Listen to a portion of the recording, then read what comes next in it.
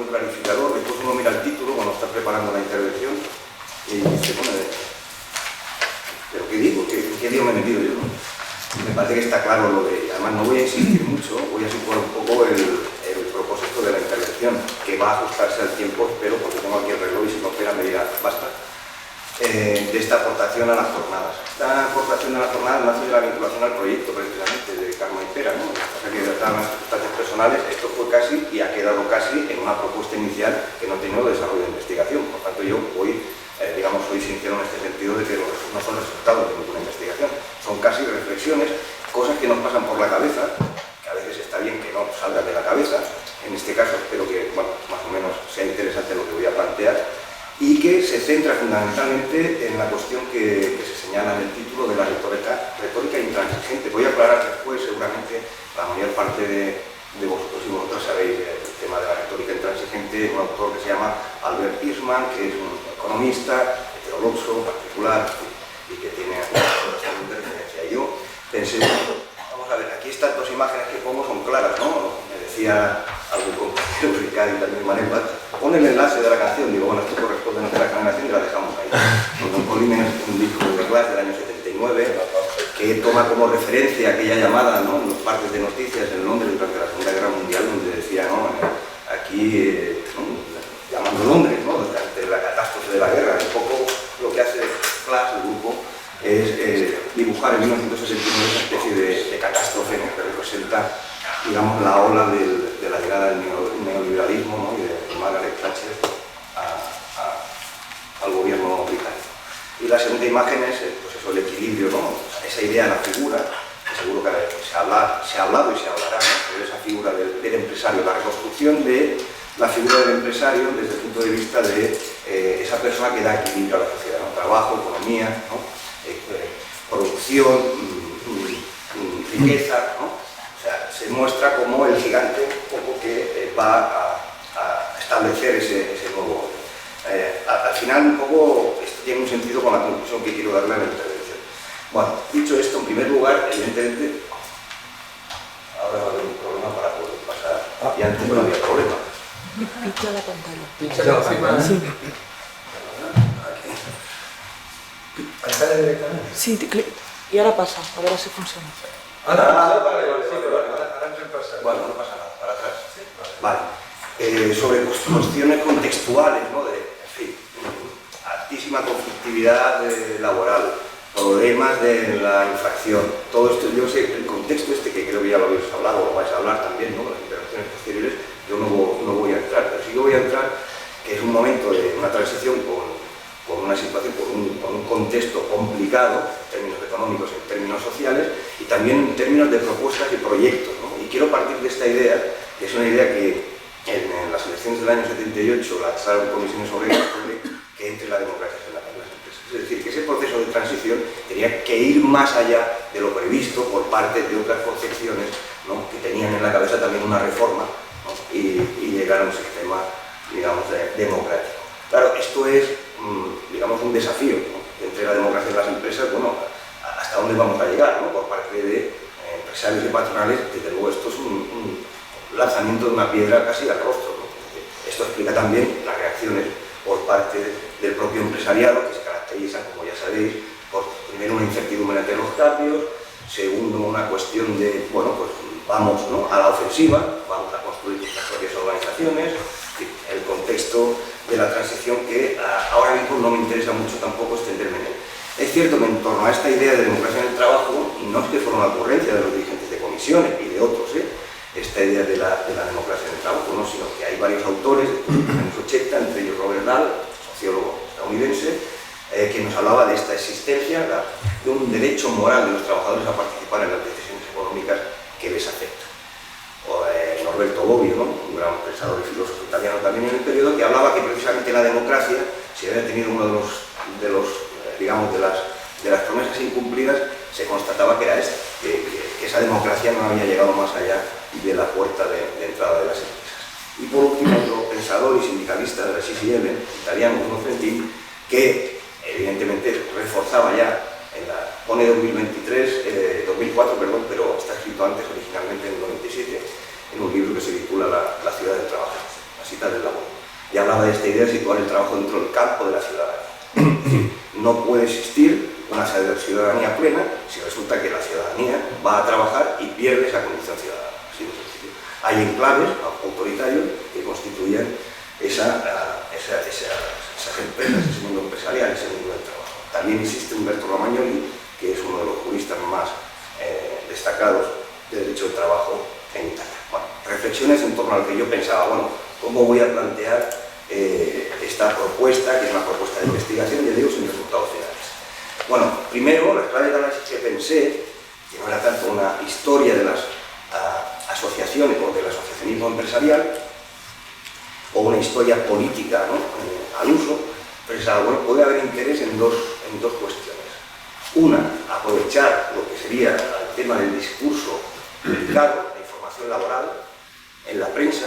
Ahora comentaré un poco el resultado fallido de lo que me planteaba, o fallido por el momento. Y después otra cuestión que es importante para mí en el planteamiento que hacía de la aportación, que como digo, insisto, no ha llegado a buen fin, es hacer un análisis del discurso, ¿no?, del gerencial. Hay una referencia de un libro, que es la tesis doctoral de Carlos Jesús Fernández Rodríguez, un sociólogo, que es bastante útil porque lo que hace es hacer una especie de historia de los conceptos, es decir, la historicidad de los conceptos empleados en el discurso de cada una de las propuestas gerenciales que se hacen desde los años 70 hasta prácticamente la actualidad. Y yo pensaba, bueno, pues a lo mejor es un camino interesante tratar de ver qué propuestas a través de la prensa, ¿no?, se muestran por parte del empresariado en ese periodo de la transición de 1976-1981, en esa etapa. Yo no voy a empezar a hacer referencias a todos los estudios que hay aquí, gente que ha hecho estudios sobre la patronal, empezando por Pérez Karma y más gente, ¿no?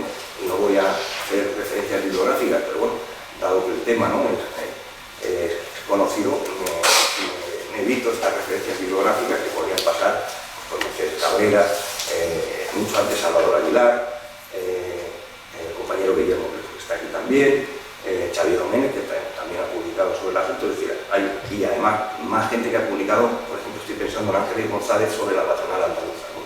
Además en una propuesta bastante interesante de comparación entre dos tiempos históricos, comparando aquello que es comparable entre la República y la democracia actual.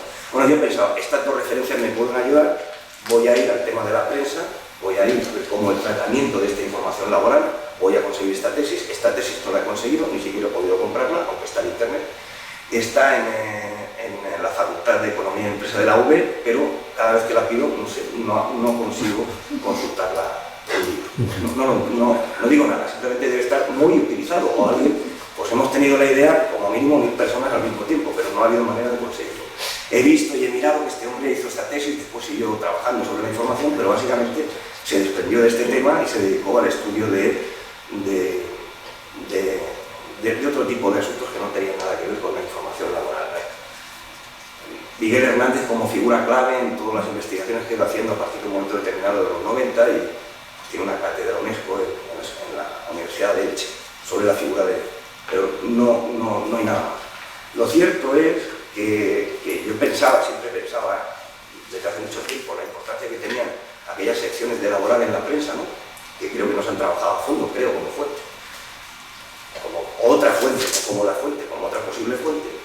Y yo creo que sí, después de mirar algunas, no todas, creo que puede ser una fuente muy útil para ver ese discurso sobre, ¿no?, la patronal, también sobre los sindicatos, y cómo va evolucionando en el tiempo. Digo rápido el esquema. Los años 80 son, bueno, y de antes, el periodo anterior, son muy importantes. O sea, en la prensa que van a estar casi, no digo primera plana, pero casi. Conforme va pasando el tiempo, a partir de los 80, pasan a un lugar secundario dentro de la publicación de los diarios. Y en un momento determinado, en los 90, pues casi desaparecen. Y hay algo de Guadiana, ¿no?, aquello que aparece y desaparece porque después reaparecen y ya se llaman, en muchos casos, por ejemplo en el país, se llama Economía y Trabajo. Ya no es sección de laboral. Pero pasado el tiempo también, ya en el milenio, en los años 2000, cerca de la recesión, de la gran recesión, 2008, ya se habla de economía. Ya desaparece el término trabajo. Es Es verdad que más recientemente, con posterioridad, el propio país ha recuperado el término economía y trabajo. Pero, bueno, son pistas sobre cómo evoluciona esa presentación en la opinión publicada del mundo del trabajo. El mundo del trabajo incluye, por supuesto, a los trabajadores, pero también a los empresarios, ¿no? Que a veces me sorprendo, ¿no? El mundo del trabajo y parece que habla de un solo actor. Y dices, no, el mundo del trabajo está compuesto por empresarios y trabajadores. Perdonad la obviedad, pero seguramente os habéis encontrado algún caso que se identifican, ¿no? Trabajo y trabajadores exclusivamente, ¿no? Si no hay empresarios, se supone, ¿no? Que difícilmente puede haber esa otra figura, que es la figura, digamos, alterna o alternativa, como queráis llamar. Bien, dicho estas dos reflexiones iniciales que me conducían a ver qué voy a hacer en el proyecto que se plantearon sobre la evolución de las derechas en España. Yo pensé, se me ocurrió que podríamos analizar, aparte del tema de las secciones de laboral, que digo, comencé pero no he acabado, lo que eran propiamente las declaraciones de la patronal, de la CEOE, de la CEOE, un poco por delimitar mucho el asunto que me interesaba, a través de la prensa. Sabéis que antes las hemerotecas de las principales cabeceras, pues bueno, más o menos con facilidad se podía entrar a consultar. Ahora, si no pagas, no se entra con ninguna facilidad, y si pagas en ocasiones, pues en fin, los buscadores son mejorables, pero te dan resultado, ¿no? ¿Qué es lo que hice? Plantearme un esquema según el cual, siguiendo la obra de Albert Hirschman, yo identificaba, o quería localizar e identificar algunos de estas tesis, ¿no? De la perversidad, futilidad y riesgo planteadas como retóricas de la intransigencia en la obra de Hirschman.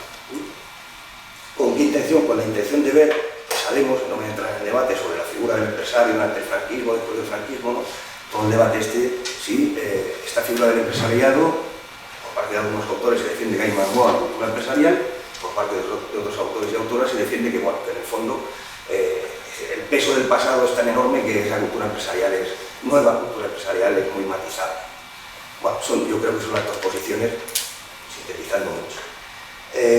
Bueno, yo plantearía que evidentemente el peso del pasado es muy importante, pero los acontecimientos, la situación y el contexto y las actitudes de los empresarios conducen a crear, si queréis le llamamos una nueva, pero igual otra cultura empresarial, que por supuesto no es resultado de un cambio radical al 100%, sino del cambio de la continuidad como casi todos los procesos históricos. Por tanto, hay elementos que proceden de antes, pero se incorporan elementos nuevos.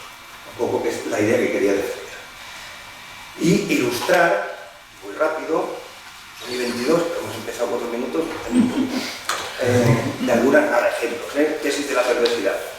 Los actores son los representantes de los trabajadores y de la izquierda, sus políticas y realizaciones, ¿a qué conducen? Pues eso, a la perversidad de todas sus acciones, desde la primera, ¿no? Un poco así, lo he puesto para que sea muy visible, las declaraciones que hace en un momento determinado, a la altura de febrero del 78, Ferrer Salat, diciendo explícitamente en el acto público, comisiones es un peligro para la democracia. O sea, esa visión de desestabilizador, de elemento que puede provocar el propio fracaso del proceso democrático, además envuelto, ¿no? En términos de falacia afectiva, esa idea de que toda acción se puede explicar por algo que es oscuro, oculto y que depende de otro, ¿no? De los soviéticos, en fin, todo este tipo de historias. Bueno, esto tiene, yo he puesto un ejemplo, hay varios que apuntan en la misma dirección, y además esto es el 78, pero ya en el 77 también, y llega hasta el 81 y bien, donde puedes uno, si tiene interés de localizar este tipo de conceptos o de ideas, lo puede reseguir, ¿vale? Es cierto que evidentemente no van en una línea el discurso patronal, es decir, esto dice, pero después puede decir algo que dices, hombre, pero si es contrario, no pasa nada, forma parte de la estrategia también de reconstitución o reconstrucción o configuración de una nueva patronal.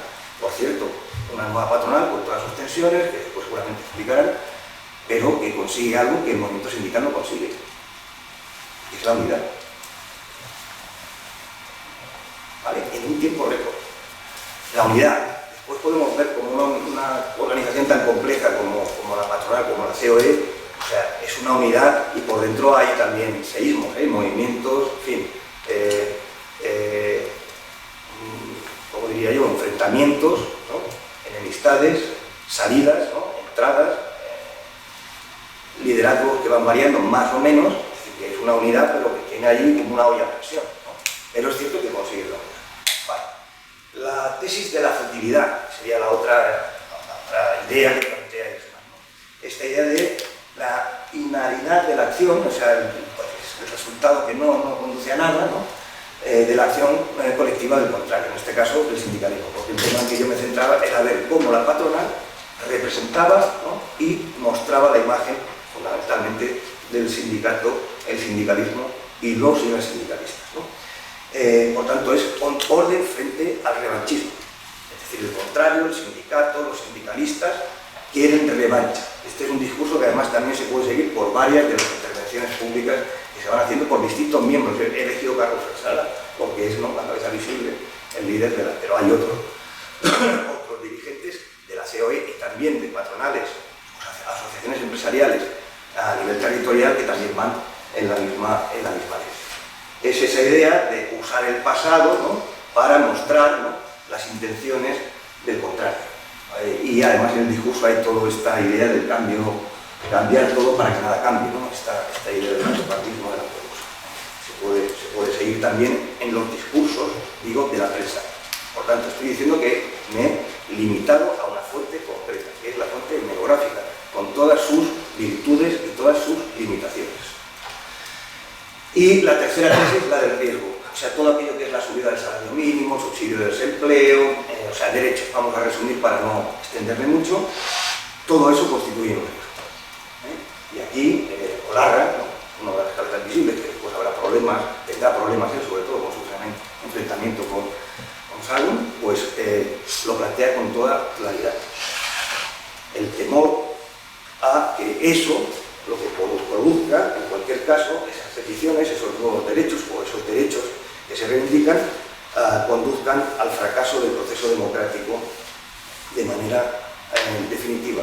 ¿Por qué? Por la defensa, sobre todo, de una política económica que se aleje, y aquí es, como que se habrá debatido ya, os hablará, esa especie de asunto tan llamativo como que es que ciertos sectores patronales, o la patronal, en principio, esté en contra de las políticas de un gobierno como el UCD, calificándolas de izquierdistas. Esto es permanente, ya lo sabéis, en los discursos, y algunos personajes más que otros, ¿no? Olarra, del empresariado vasco, ¿no?, además tiene un pasado que seguramente conocen algunos, en fin, en esto era muy taxativo. Y voy a leer una cosa que vale la pena, ¿no?, que es esta idea de la crítica que se hace a la política económica, ¿no?, de Fuentes Quintana, hasta que ya consiguen que se vaya. En Olarra adquiere un tinte ya dramático, casi, ¿no?, porque llega a afirmar en esta declaración, son declaraciones que se recogen en la prensa, lo grave, precisó Olarra, es que el empresario ya no lucha. O sea, que ante esta política económica que es como un rodillo, el empresario ha decidido no luchar. Es decir, la adopción del papel absolutamente de víctima frente a ese gobierno, ¿no?, que además es un gobierno con una legislación en materia de elecciones que es incoherente, está totalmente, digamos, de elecciones sindicales, hablo, ¿no?, que es producto de hecho de un acuerdo oscuro, hacia furtiva, de Jiménez de Parga directamente con un agente, que la gente nosotros que comisiones obreras. La construcción, ¿no?, de esas retóricas intransigentes recogidas a partir de las declaraciones de algunos de los destacados dirigentes de la CEA.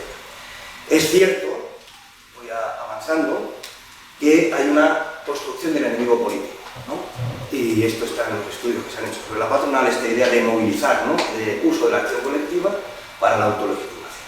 Bueno, yo pongo este caso que se conoce, que es la campaña que se hizo en el caso de la patronal andaluza, ¿no?, en el año 82 con las elecciones, que no tiene desperdicio, es conocido, no es nada novedoso, es conocido, pero es esa idea, ¿no?, de a través del discurso establecer la imagen del contrario.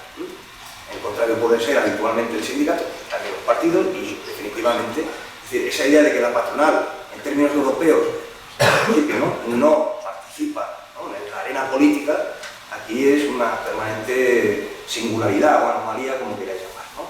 Casos más conocidos, que seguro que hablarán, ¿no?, el presidente del Fomento del Trabajo Nacional, Alfredo Molinas, que era famoso por los montajes que hacía cada vez que llegaba una campaña electoral, la financiación que hacía de aquellos partidos que eran antimarxistas, toda esta historia en la que no me puedo extender en exceso y si acaso podemos hablar después en el debate. Vale, y hay una cuestión que sí que me interesa situar, que es resultado de un proyecto de Marcial Sánchez Mosquera en el que participé sobre el marco de relaciones laborales de 1939 al 2016, si no recuerdo mal, en el que a través de la información que se consigue, porque ha habido siempre un tema, ¿no? La patronal tenía en términos de construcción del sistema de relaciones laborales como unas cuantas obsesiones. Una de ellas era la idea esta del despido. Es decir, el franquismo había, ¿no? Hay un discurso sobre la idea de que había fijado el tema del despido de tal manera que hacía imposible que el empresario hiciera frente a las crisis de grandes dimensiones que habían tenido lugar. Es una obsesión el tema del despido. La otra obsesión es el tema de las elecciones sindicales, de la representatividad, ¿no? De la representación. La apuesta por UGT en el primer acuerdo, ¿no? En 1980, las amenazas hechas a UGT, ¿no? Eso sería otro tema de discusión. Y la otra cuestión importante es la contratación. La contratación. Es decir, además insisten permanentemente. Es decir, tiene que haber una facilidad de contratación. La facilidad de contratación pasa ¿por qué? Por hacer fundamentalmente contratos, la temporalidad de los contratos, cosa que consiguen, no de golpe de dinero, pero van introduciendo. Y después hay otro cuarto elemento fundamental en la construcción de ese nuevo sistema de relaciones laborales durante la democracia, que tiene una particularidad curiosa que hemos escrito sobre ello, José Babiano y yo, que es el largo proceso, ¿no?, de transición sindical a la democracia, porque hasta 1985 no hay una ley orgánica de libertad sindical. Bueno, el cuarto elemento para la patronal va a ser esa idea de presentarse con el máximo de representación y representatividad, ¿no? Los sindicatos son menos representativos, esto es además habitual, una repetición permanente hasta hoy, de menos representativos que la patronal. La patronal tiene una representación en el 80% de los trabajadores de todo el entramado, ¿no?, de todo el tejido empresarial. Las investigaciones que llevo a cabo, que se llevan a cabo a partir de este proyecto, que tienen continuidad en otro nuevo proyecto, lo que muestran es que a través de los datos, no de los que ofrecen las organizaciones, que no son claros, sino que a través de los datos que están en el anuario, ¿no?, laboral, cogido por el Ministerio de Trabajo, la COE representa el 28, algo de trabajadores del tejido empresarial español. Algo, no, que rompe el mito ese de los empresarios sí que tienen representación y representatividad. Pues no es así. Dentro de poco yo creo que veremos resuelto el asunto, no sé, supongo que no fácilmente, según algunos responsables de la Secretaría de Estado se tiene que actualizar este dato. Es que quedaba además discordante. Marcial Sánchez ha dedicado como mínimo un par de artículos sobre el asunto. ¿Cómo explicas esto si los datos son otros y se sigue manteniendo oficialmente ese nivel de representación y representatividad de las organizaciones patronales en España? Y por último, la apuesta que nace del principio con esto de Clash, London Calling y todo esto, ¿no? Pues la idea es que es en esa nueva, vamos a decirle nueva entre comillas si queréis, cultura empresarial. No digo que no haya influencia del periodo anterior, por supuesto, seguro, sectores. Yo creo que hay uno de los problemas es que se empiezan a conocer el asociacionismo empresarial en base territorial, sobre que se conoce bastante sobre la COE. Existe una organización bastante compleja en todas sus jerarquías, como planteaba Salvador Aguilar, pero territorialmente no tenemos todo el mapa, ¿no?, del asunto del asociacionismo empresarial. Lo que digo es que empieza a permear, pues, esta idea de quién, de uno de los pensadores del neoliberalismo, ¿no?, Milton Friedman, el economista estadounidense, que construye o forma parte de esa idea del programa intelectual, ¿no?, del neoliberalismo, que será necesario para que después se encargue en un proyecto político.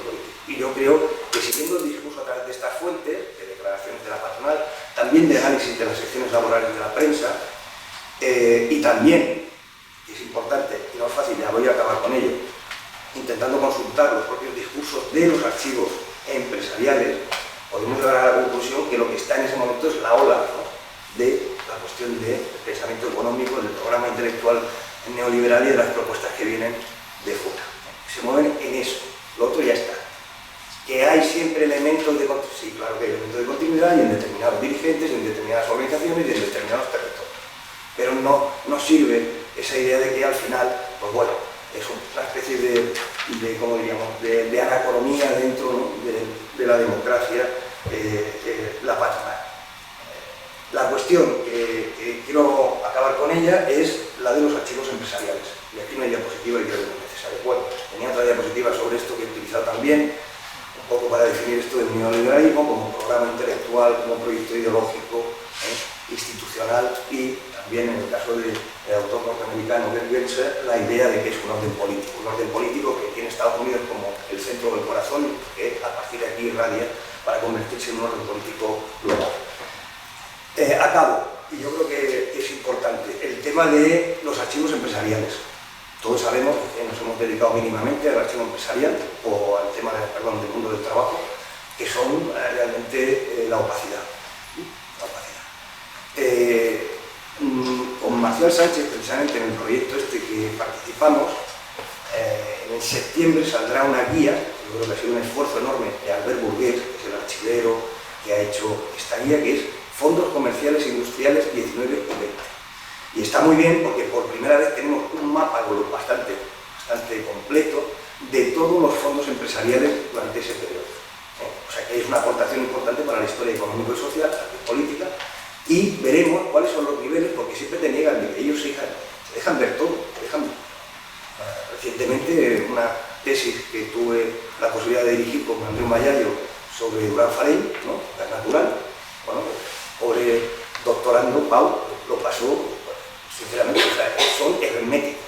Y acabo con la frase que yo viví directamente, no me la invento, en Sevilla, en una reunión sobre jornadas de archivos, ¿no?, cuando era en mi época de archivero, o archivero en activo, ahora estoy, digamos, en actitud pasiva, pero en otro terreno.